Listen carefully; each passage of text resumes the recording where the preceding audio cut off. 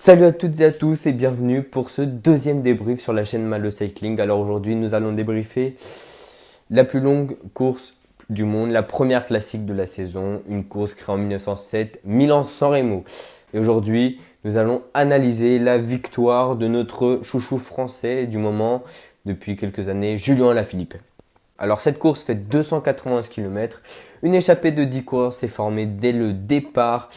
Un départ arrêté en Italie pour cette course. Donc 10 hommes à l'avant avec un Français, Charles Planet. Et cette échappée a compté jusqu'à 10 minutes d'avance. Elle s'est ensuite coupée en deux à 40 km de l'arrivée dans l'ascension du Capo Berta, où Fausto Madana a pris la poudre d'escampette, s'est échappé. Donc il s'est pas passé grand chose, il a juste pris une minute d'avance et ensuite elle a été reprise à 25 km de l'arrivée. Plus d'échappée, plus d'hommes à l'avant, ni rien. Au moment de commencer l'ascension de la Cipressa, l'avant-dernière ascension de la journée. Donc dans la Cipressa, tout le monde s'observait, il y avait Philippe Gilbert qui essayait de trouver des compagnons pour attaquer, mais personne n'a voulu attaquer avec lui. Mais c'est dans la descente.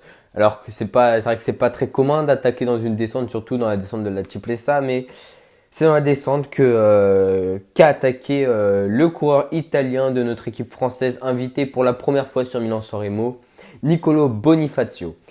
Donc voilà, Nicolo Bonifacio qui attaque à 20 km de l'arrivée dans la descente et qui est repris à 11 km de l'arrivée. Normal, hein, il ne pouvait pas aller trop loin, ce sprinter italien de la Team Direct Energy, qui était le leader de l'équipe et qui attendait que ça se règle le sprint, mais il a sûrement dû voir que Michel Kwiatkowski, etc. étaient assez en forme et que ça ne se réglerait pas avec les sprinters.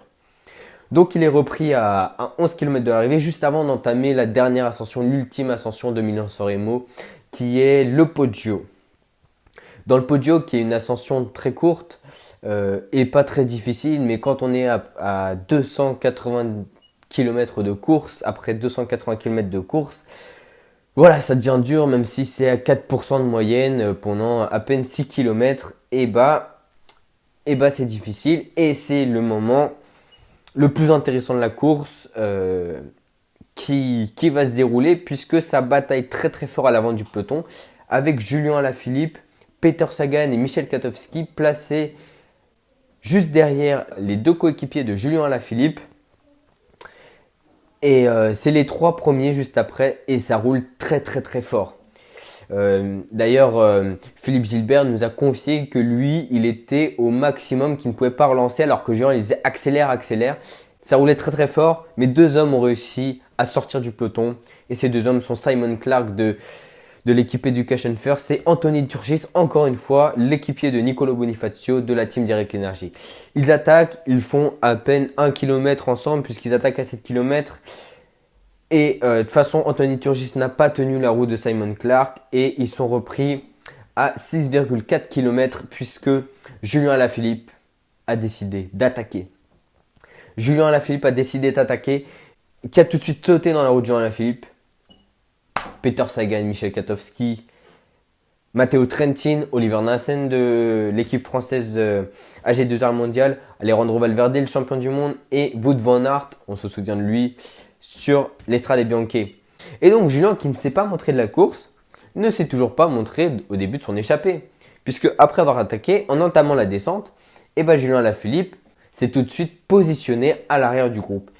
Donc c'est vrai que Julien Alaphilippe, qui est un excellent descendeur, peut-être qu'il n'imaginait pas faire la descente en tête, mais c'est vrai que ça m'a beaucoup surpris ce truc de faire la descente à l'arrière du peloton, alors qu'à l'avant, enfin à l'arrière du groupe de tête, puisque à l'avant, ça bataillait. Peter Sagan a attaqué, Matteo Trentin a aussi un petit peu attaqué, Michel Kwiatkowski a aussi un petit peu attaqué, donc ça se jouait à l'avant.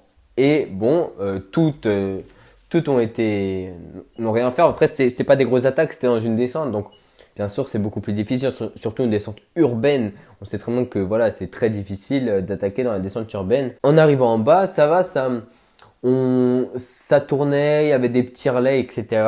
Et à 2 km de l'arrivée, Matteo Trentin attaque sur le plat.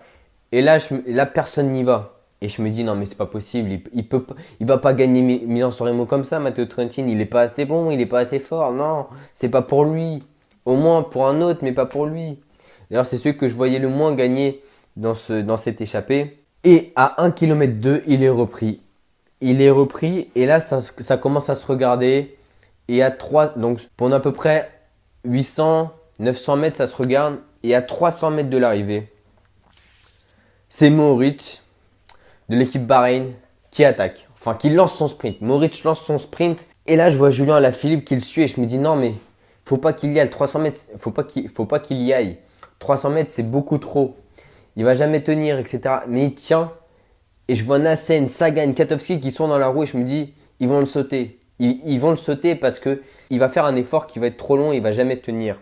Et à 150 mètres de l'arrivée, Julien Alaphilippe dépose Mohoric. Il est en tête du groupe. Et puis tu as Oliver Nassen, Peter Sagan et Katowski qui sont juste derrière. Et je me dis, ils vont le sauter. Ils vont passer, c'est pas possible.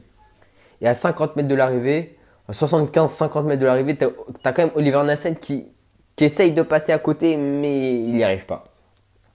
Il n'y arrive pas et heureusement, puisque sinon il l'aurait sauté. Et puis Sagan n'arrive même pas à terminer devant Michel Katowski.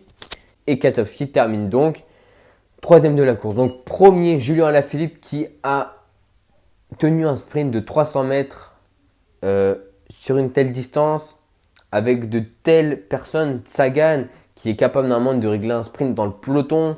Katowski qui est l'un des meilleurs punchers du monde. Voilà, tu as Oliver Nassen. Et normalement, eux, ils doivent gagner devant Julien Alaphilippe. Et non, Alaphilippe, il est vraiment sur une autre planète. Là. Depuis le début de l'année, le mec, il a 7 victoires. Enfin, je me demande quand il va s'arrêter parce que c'est fou. Donc, Julien Alaphilippe, il s'offre son premier monument sur cette course. Et pour moi, c'est pas du tout le dernier. Et là, sur ce coup-là, il a fait une très bonne gestion de course. J'avais rarement vu Julien Alaphilippe gérer une course comme ça. Là, c'est vrai que c'est pas son style de rester dans le peloton, de pas se montrer, etc. Et là, il l'a fait. Et pour moi, il l'a fait pour une bonne cause, puisque finalement, enfin, à la fin, c'est lui qui gagne. Il a fait la course parfaite là. Je vois pas comment il aurait pu faire une autre course. Donc pour moi, Julien Alaphilippe, il a fait une des meilleures courses de sa carrière parce que, enfin voilà quoi.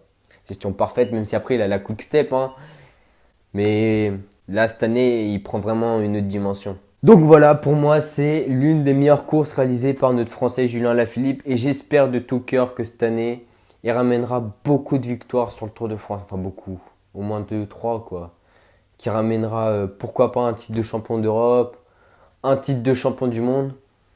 Et pour moi, ce qui serait le plus beau, ce qui serait peut-être le plus beau, sans un titre de champion du monde, c'est qu'il gagne le Tour de Lombardie. Ce qui fait qu'il aurait gagné l'Estrade Bianche, Milan-San Remo et le Tour de Lombardie.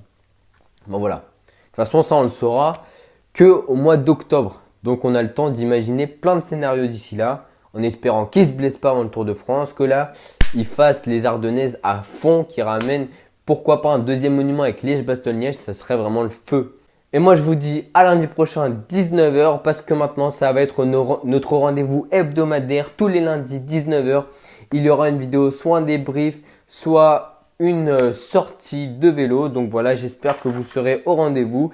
Moi, je vous conseille de vous abonner et d'appuyer sur la petite cloche des notifications. Et moi, je vous propose de mettre en commentaire les améliorations qu'il pourrait y avoir sur chaque vidéo. Je vous remercie d'avoir regardé la vidéo. À lundi prochain, 19h sur la chaîne YouTube. À bientôt.